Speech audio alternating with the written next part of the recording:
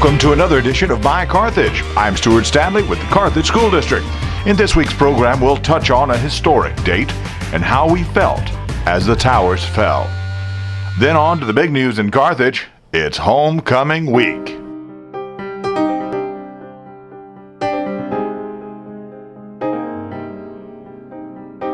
To the 2,977 souls who were lost that day, we bid you peace. A peace that we as Americans continue to enjoy, even as we face the threat that took so many lives. We remember not only the American lives lost that day, but citizens of 70 countries around the world that died in the terrorist attacks 10 years ago. We remember more than 3,000 children who will grow up without one of their parents in which to share their lives. We remember how our nation was shaken to its core, but remained strong thanks to the heart and will of a people who hold freedom and independence above all else. The terrorists who struck at our heart that day failed in many ways.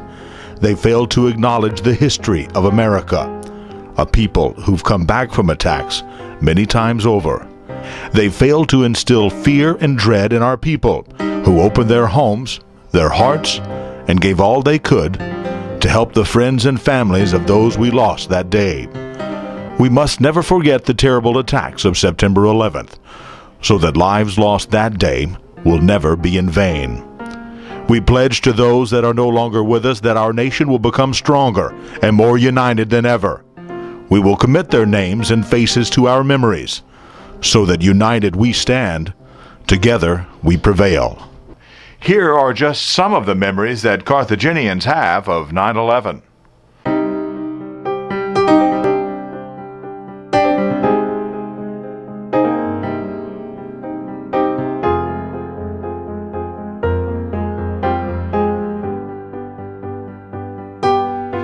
I was taking a group of senior citizens in our church to Alabama, to NASA, and Peggy called me on the phone and said that these planes had hit a plane had hit the Twin Towers, and then she called back later on and told me that they were falling, and I just couldn't believe it. You know, I thought, well, maybe some part of the skin fell off of the plane, fell off, and it wasn't until I got home and I saw it on television and I saw the towers coming down that it actually sunk in.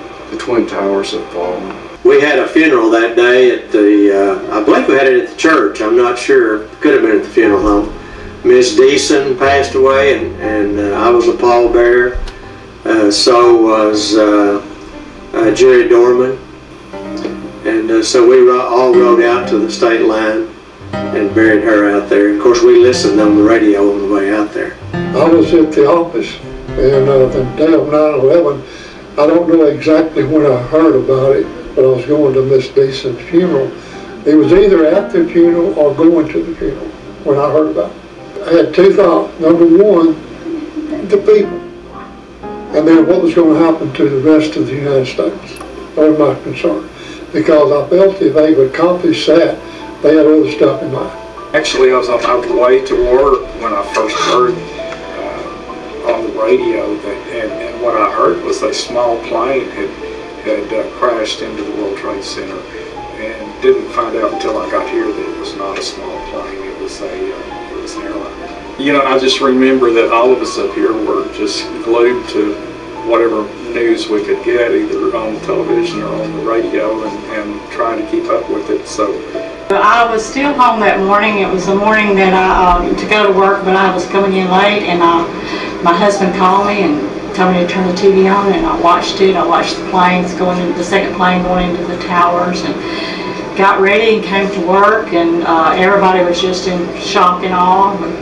All day long we were just kind of all, you know, saddened and trying to keep our ear to the news and trying to work at the same time. And when we first heard about it, we thought it was a terrible accident. And then a few minutes later somebody hollered about the second plane going into the tower, and we knew it wasn't an accident.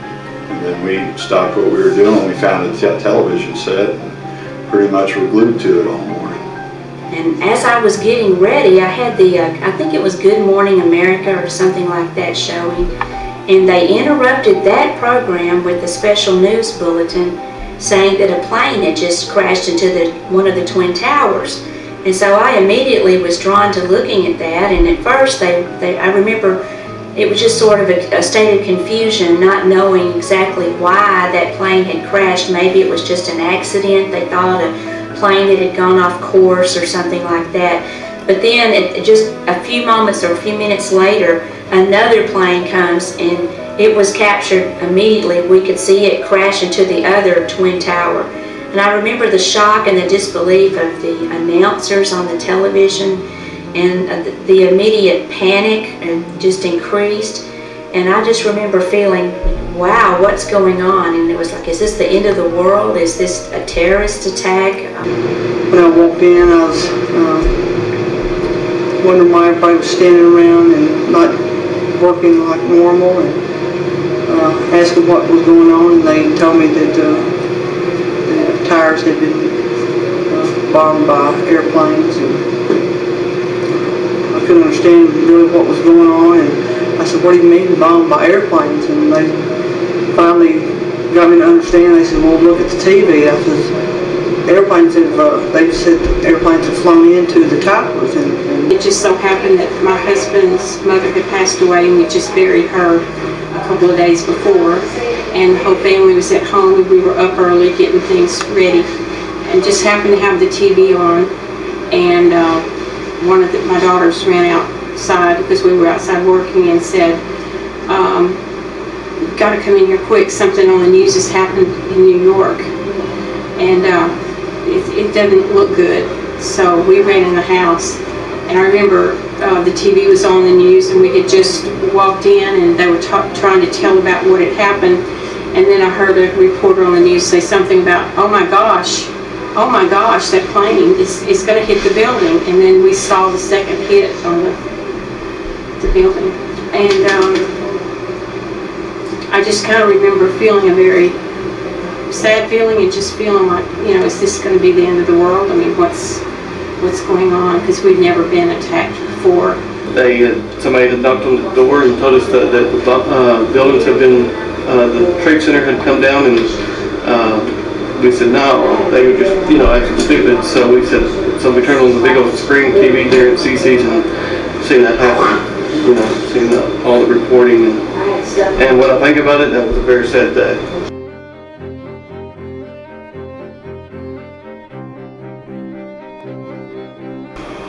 I think it has. It's made me appreciate my country, the sacrifice that people made. I especially remember that there were those people who ran away from the danger, but I remember those people who ran towards the danger to help other people. It powerfully impacted my life. Well, it was real scary not knowing what all was going on.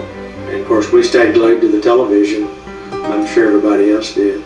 It was a mass confusion, because everybody you talked to had different opinions. But most of the people were concerned about what was going to happen next. Even though there was concern for the people, the biggest concern was what was going to happen next. The most vivid memory is watching the first tower collapse. That was just the most sickening feeling. I remember so well watching that first tower fall, and all the people covered in white dust and running, and it was just horrible. No, I was very proud of our President Bush that day. I was so proud of the way he handled that and how he empathized with the people there at 9/11. And it was a sad day and a sad time, but it was also a time of pride also. Still overwhelmed today when I think about all that happened, and I hope that those people were saved, and I just hope nothing like that ever happens in our country again, or anywhere else for that matter.